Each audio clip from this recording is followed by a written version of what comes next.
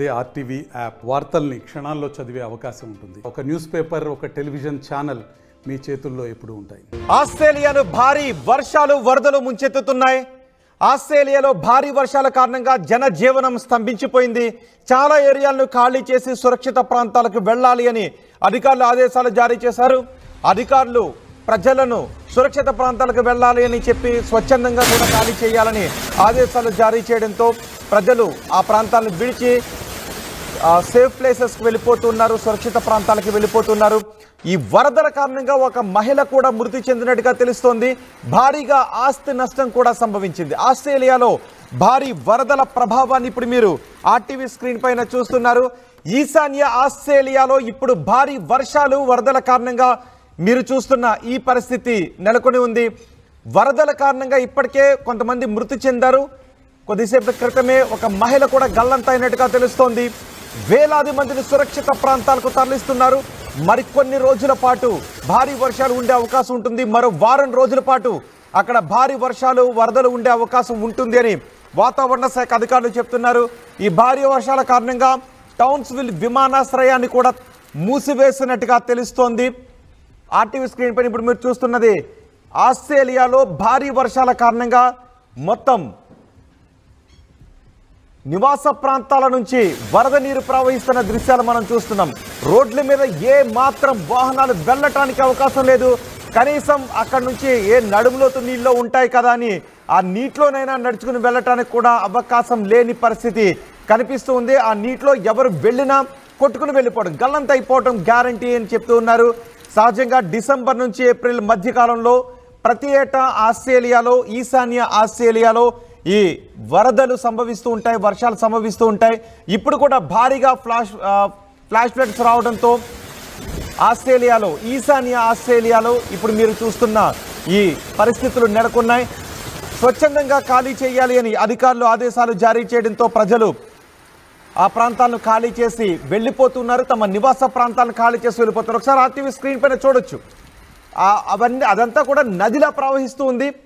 తీర ప్రాంతం కూడా నిజానికి అక్కడ రోస్ నది ప్రవహిస్తూ ఉంటుంది. వర్షాల కారణంగా, వరదల కారణంగా రోస్ నది ఉగ్ర రూపాన్ని దాల్చి ప్రవహిస్తున్నట్టుగా తెలుస్తుంది. ప్రతి ఏటా డిసెంబర్ నుంచి ఏప్రిల్ మధ్య కాలంలో ఆస్ట్రేలియాలో ఈ ప్రాంతం వరదల తాకిడికి గురవుతూ ఉంటుంది. చాలా మరణాలు సంభవిస్తుంటుంటాయి. కోట్ల రూపాయల ఆస్తి నష్టం కూడా, భారత కరెన్సీలో కోట్ల రూపాయల ఆస్తి నష్టం కూడా సంభవిస్తూ ఉంటుంది. మీరు చూడొచ్చు, ఎటు చూసినా కూడా సముద్రాన్ని తలపించి సముద్రంలో నిర్మాణాలు చేపట్టారా అనే విధంగా ఇక్కడ కనిపిస్తుంది. కోరస్ సముద్ర తీర ప్రాంతం అదంతా కూడా ఆ నివాస ప్రాంతాలన్నీ కూడా సముద్రంలో తేలియాడుతున్నాయనే విధంగా భయానకంగా కనిపిస్తుంది. ప్రవహిస్తున్న వరద నీరు కారణంగా అక్కడ ప్రజలు కనీసం ఇళ్లలో ఉండలేరు. నిత్యావసరాలు కూడా వాళ్ళు తెచ్చుకోవడానికి అవకాశం లేని పరిస్థితి ఉంది. ఎవరైనా బయటకు వస్తే వాళ్ళు ఆ వరద ప్రవాహంలో కొట్టుకు వెళ్ళిపోవడమే, వాళ్ళు గల్లంత అయిపోయే అవకాశం ఉంటుంది. ఇప్పుడు కూడా కొద్దిసేపటి క్రితమే ఒక మహిళ గల్లంతైనట్టుగా తెలుస్తోంది. ఈ భారీ వర్షాల కారణంగా కొన్ని ఇప్పటికే మరణాలు కూడా సంభవించాయి. టౌన్స్విల్ విమానాశ్రయం తాత్కాలికంగా మూసివేసినట్టుగా తెలుస్తోంది. నిజానికి ఆ ప్రదేశం అంతా కూడా పర్యాటక ప్రదేశం. క్వీన్స్లాండ్ రాష్ట్రంలో ఉంటుంది టౌన్స్విల్ ప్రదేశం. క్వీన్స్లాండ్ రాష్ట్రంలో ఇప్పుడు భారీ వర్షాలు వరదలు సంభవించడంతో జనజీవనం అస్తవ్యస్తంగా మారిపోయింది. కోరల్ సముద్ర తీరంలో ఉంటుంది. ఈ భారీ వర్షాలు సహజంగా డిసెంబర్ నుంచి ఏప్రిల్ మధ్యకాలంలో ఉంటాయి. దీంతో క్వీన్స్లాండ్ అంతా ఇప్పుడు ఈ భారీ వర్షాలతో అల్లాడుతున్న పరిస్థితి మనకు కనిపిస్తుంది. క్లీవ్లాండ్ బే ఒడ్డున ఈ ప్రాంతం ఉంటుంది. ఇది వాణిజ్య ఎక్కువగా జరుగుతూ ఉంటుంది. అలాగే పర్యాటక ప్రాంతం కూడా, మత్స్య కార్యకలాపాలకు కూడా ప్రసిద్ధి చెందినటువంటి ప్రాంతం. ఇక్కడ పోర్ట్ ఉంటుంది. దీంతో వాణిజ్యం ఎక్కువగా జరుగుతూ ఉంటుంది.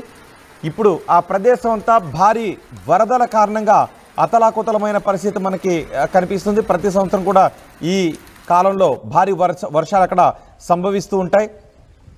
ఎక్కువ మంది అక్కడ ప్రకృతి సౌందర్యానికి నిలవైన ప్రాంతం కావడంతో ఎక్కువ మంది పర్యాటకులు అక్కడికి వస్తూ ఉంటారు. ఇలా భారీ వర్షాలు వరదలు సంభవిస్తున్నప్పుడు విమానాశ్రయాన్ని, టౌన్స్విల్ విమానాశ్రయాన్ని కూడా మూసివేశారు. పర్యాటకులకు కూడా ఆదేశాలు జారీ చేశారు. వర్షాలు వరదలు తగ్గి సాధారణ పరిస్థితులు నెలకొనేంత వరకు పర్యాటకులు ఎవరు రావద్దు అని. సముద్ర తీరానికి సమీపంలో ఉండటం వల్ల అక్కడ ఎక్కువగా తుఫాన్లు, వరదలు సంభవిస్తూ ఉంటుంటాయి. 2019లో కూడా 2 వారాల పాటు అక్కడ భారీ వరదలు సంభవించాయంటే మనం పరిస్థితి ఎలా ఉంటుందో అర్థం చేసుకోవచ్చు. అంటే 2-3 రోజులు 4-5 రోజులు ఉండదు, 2-3 వారాల పాటు ఉంటుంది. అంటే సుమారు 1 నెల పాటు భారీ వర్షాలు వరదల కారణంగా ప్రజలు అతలాకుతలమయ్యే పరిస్థితులు ఉంటాయి. చూడండి ఒకసారి రోడ్డుపై నుంచి ఇళ్ల మధ్యలో నుంచి వరద నీరు ఏ విధంగా ప్రవహిస్తుందో మనం చూడొచ్చు. పూర్తిగా వరద నీరు ఇళ్లలోకి చేరుకోవడంతో వాళ్ళ ప్రాణాలు కాపాడుకోవడానికి పై ఫ్లోర్కి వెళ్ళిపోయారు. అప్పటికే అధికారులు కూడా ఆదేశాలు జారీ చేశారు, ఎవరు తమ ఇళ్లలో ఉండొద్దు అని, సురక్షిత ప్రాంతాలకు వచ్చేసేయండి అని. నిజానికి ఆస్ట్రేలియాలో ప్రజలు కూడా చాలా క్రమశిక్షణతోనే ఉంటారు. ప్రభుత్వ అధికారులు జారీ చేసే సూచనలను తూచా తప్పకుండా పాటిస్తారు.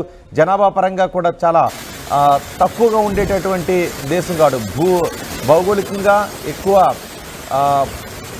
ప్రదేశం ఉంటుంది, కానీ జనాభా అక్కడ తక్కువగానే ఉంటారు. ప్రభుత్వ ఆదేశాలని తూచా తప్పకుండానే పాటిస్తారు. కాబట్టి ప్రభుత్వ ఆదేశాలతో ఆ ప్రాంతాలన్నీ కూడా వదిలి వెళ్ళిపోతున్నారు. ఇప్పటికే కొన్ని మరణాలు సంభవించాయి, కానీ 100 కోట్ల రూపాయల ఆస్తి నష్టం మాత్రం సంభవిస్తుంది.